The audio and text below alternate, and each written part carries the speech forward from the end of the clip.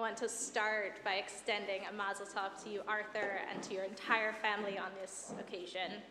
Last night, you led the community in prayer. Today, you read beautifully from the Torah scroll and shared your own insights into what our tradition and ancient texts have to teach us in this moment today. You quickly mastered the Hebrew and the skills of leading your community, and you did so with humility and curiosity throughout the process. It is no secret that Judaism is a tradition rich in rituals and customs to mark these important moments. Shabbat and festivals are ushered in by lighting candles. Children are welcomed as Jewish adults through the B'nai Mitzvah ceremony. The very act of ritualizing these moments asks us, as Arthur did, to slow down, to appreciate the moment, and to celebrate before we return to our daily lives and endless to-do lists. And Arthur, you skillfully noticed this piece of Jewish wisdom in your parsha and taught us the necessity of today, of Shabbat, in renewing ourselves and taking a break. And beyond the simple actions of these rituals themselves, Judaism also asks us to be intentional in this practice. The Talmud teaches that before saying the Shema, we should first focus our hearts and minds. We should not simply recite these words by rote, but rather focus and place meaning into the words of the prayers. Another passage speaks of a person who walks past a synagogue on Rosh Hashanah and accidentally hears the shofar.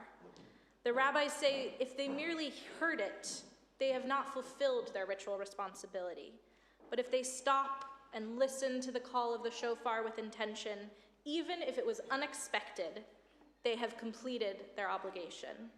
And the spiritual and mental intention are just as important as the actions themselves. Without focusing before we participate in ritual, we might miss this vital aspect of the experience. And I think a parallel certainly exists in our daily lives. Our intentions can impact our interactions with families, friends, and community. Imagine receiving a birthday treat from a friend, but they've clearly forgotten you're allergic to cinnamon. The lack of attention to detail will likely sting, even if the thought was good. Or in a positive case, a friend visits you from abroad and brings back with you that hard-to-find item that is only sold in their hometown.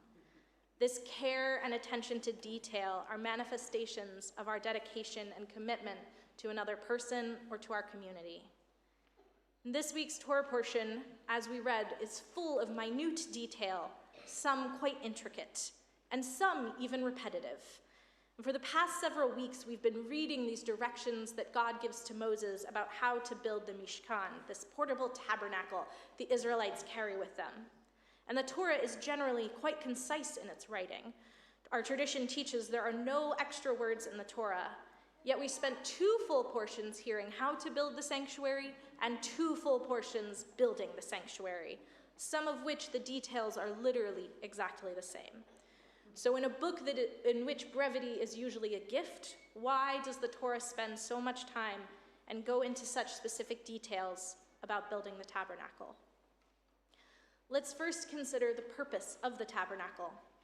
God told Moses a few weeks ago, "Build me a sanctuary so I may dwell among the Israelites." Surely God is not limited to a building. Surely Israel could pray and find God's presence even in the wilderness without the tabernacle. In fact, we have countless stories in the Tanakh, in the Hebrew Bible, of people praying and communing with God, not in a tabernacle, not next to an altar. The patriarch Abraham speaks to God outside his tent while resting in the shade of the trees. Moses speaks directly to God in the burning bush. Queen Esther prays for success in saving the Jewish people in a Persian palace, a place unlikely to have a secret Jewish synagogue. The prophets often speak to God hiding in caves or out in the wilderness themselves. And I imagine that most of us can recall a spiritual encounter or experience praying outside the walls of a house of prayer that was deeply meaningful. I have no doubt that Israel could have prayed and sacrificed and encountered God without the tabernacle. But the physical structure serves as a focal point for their religious and spiritual life. The Israelites know that in moments of doubt, they can approach the tabernacle and see the pillar of cloud resting over it, assuring them of God's presence. When they make mistakes they wish to mend or want to offer gratitude for a moment of joy, the sacrificial system offers them a structured way to express their feelings towards God. Just as our rabbinic literature asks us to focus our hearts and minds before engaging in prayer, the tabernacle, and perhaps our synagogues today, serve as that physical encouragement for spiritual focus for the Israelites before they encounter God. The careful details and instructions for how to craft and build the tabernacle are a manifestation of God's desired relationship with Israel. Imagine the beige and tan expanse of the Sinai Peninsula and the Negev Desert. While beautiful in their own way, the color of the landscape would have been boldly interrupted by the vibrant crimson, blues, purples, gold, silver, copper of the sanctuary. Royal colors standing out on a muted wilderness. God says to Israel, I don't just want a place to connect with you. I want a place where you will feel beautiful. I want you to feel like a nation of kings and priests after generations spent enslaved. I want you, Israel, to know how special you are to me. And the Israelites, by following God's instruction and using the gold and silver and copper that they brought out of Egypt, weaving, sewing, crafting, and smithing their finest possessions into a sanctuary for God, say back to God, we want a relationship with you, God.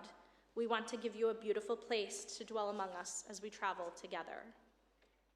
And it's easy, I think, to see the connections between the careful construction of the tabernacle and the attention and design of our modern sanctuaries. Consider the one we sit in now. The semicircle allows us to feel connected to one another as we pray. The Jerusalem stone that lines our walls reminds us of our deep connection to the land of Israel. The placement of the reader's table in line with the ark and the window through which you can see the Holocaust memorial creates a through line of Jewish history, of our past, present, and future. And others who have been here far longer than I can tell you in much more detail, perhaps even equaling the detail of the Torah, every bit of intentionality that went into building this space to create a sanctuary.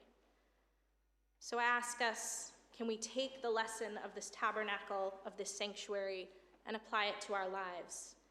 Can we imagine ourselves as a tabernacle? Where do we need more intention and care? What aspects of our lives could we pay more attention to? What relationships are in need of maintenance or repair? And how might we approach others with compassion and love while also ensuring, as Arthur reminded us, not to overextend ourselves? God tells Moses to build a sanctuary so God can dwell with them. When we live our lives with this level of intentionality, paying attention to our family, our friends, our teammates, our classmates, our communities, when we share our talents and skills with one another and offer the best of ourselves, when we're careful and thoughtful in our decisions and actions, then we create a world around us where God can dwell. Before the Torah reading, Arthur, you spoke so beautifully about the need to prioritize ourselves and how taking care of ourselves and recharging are actually ways we also care for our community. Amidst all the details and construction notes, you distilled the purpose behind creating a sanctuary and connecting to God, to celebrate Shabbat, a day that recalls both creation and the exodus from Egypt. You understood the important lesson that Moses teaches Israel. You must not become so immersed in the details that you lose sight of the purpose. The details and the construction are important, but to see the humanity in one another, the need to rest, and allowing yourself and others to have that rest is even more important. It has been a joy to help you prepare for your bar mitzvah. From our first meeting, I was so impressed by your commitment to this process, to the hours you spent practicing your Hebrew and learning your texts. You constantly showed your teachers and me how devoted you are to Judaism, and how you see this moment not as a completion, but rather a launching point for you to become more deeply invested in Jewish tradition and feel that you have a place as a leader in this community. So I would like to say, on behalf of all of us, Mazel Tov for reaching this moment. May this be a day of beginnings for you as you navigate the world now as a Jewish adult, and may you be supported in your aspirations to continue to learn and ask questions, and may you always remember the importance of Shabbat, to give yourself a break and be supported by those around you. If you would like to join me on the bima for just a moment,